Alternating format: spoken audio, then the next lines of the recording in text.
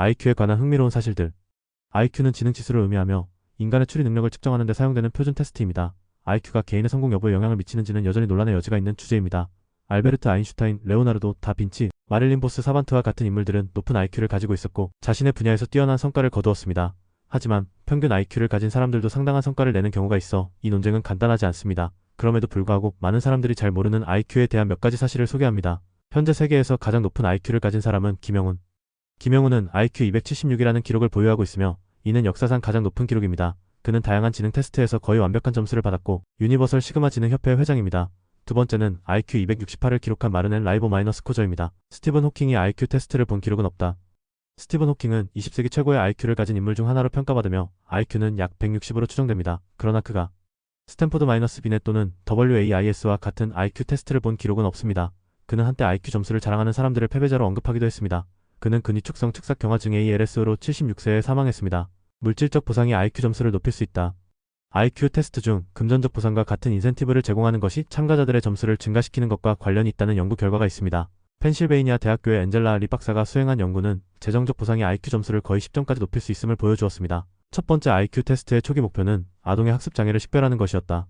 알프레드 비네가 첫 번째 IQ 테스트를 발명했을 때 그의 목표는 지능을 측정하는 것이 아니라 학생들의 학습 장애를 식별하는 것이었습니다.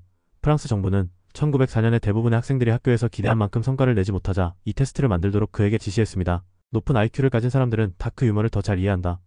비엔나 의과대학의 연구에 따르면 높은 IQ를 가진 사람들은 일반인보다 금기적인 농담과 같은 다크 유머를 더 좋아하는 경향이 있습니다. 심리학자 올리케 빌링거가 이끄는 연구는 높은 IQ를 가진 사람들이 공격성이 낮다는 것을 입증했습니다. 최연소 고IQ 사회 가입자는 단 2세였다. 아이슬라 맥네브는 단 2세의 나이에 세계적으로 14만 명의 회원을 가진 고IQ 사회인 멘사에 가입했습니다.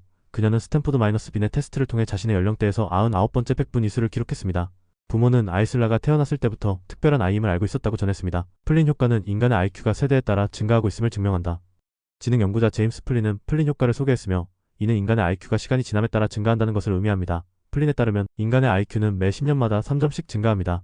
따라서 인류는 시간이 지남에 따라 더욱 똑똑해질 것입니다. 아이오딘 첨가 소금이 20세기 미국인의 IQ를 증가시켰다. 1924년 미국 정부는 갑상선종과 갑상선의 성장을 예방하기 위해 아이오딘 첨가를 도입했습니다.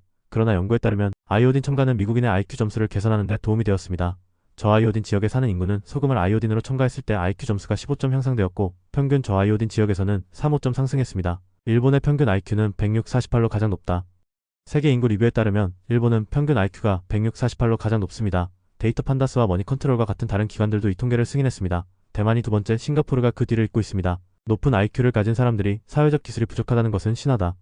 오랫동안 높은 IQ를 가진 사람들이 사회적 기술이 부족하다는 믿음이 있었지만 이는 신화입니다. 오히려 높은 IQ를 가진 사람들은 사회적 및 감정적 신호를 해석하는 데 더 능숙합니다. 그들은 데이터에 더 의존하며 효율적으로 소통하여 뛰어난 의사소통 기술을 발휘합니다.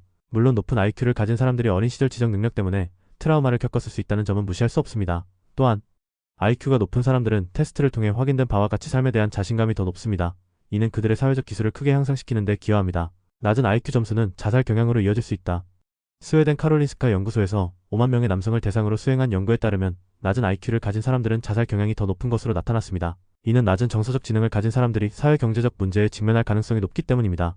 이러한 문제는 영향을 받는 사람들을 취약한 상황에 놓이게 합니다. 높은 IQ는 단순 작업에서 이점을 제공하지 않는다. 높은 IQ를 가진 사람들은 복잡한 직업에 종사하는 것이 권장됩니다. 이들은 그러한 환경에서 더 잘 수행할 수 있기 때문입니다.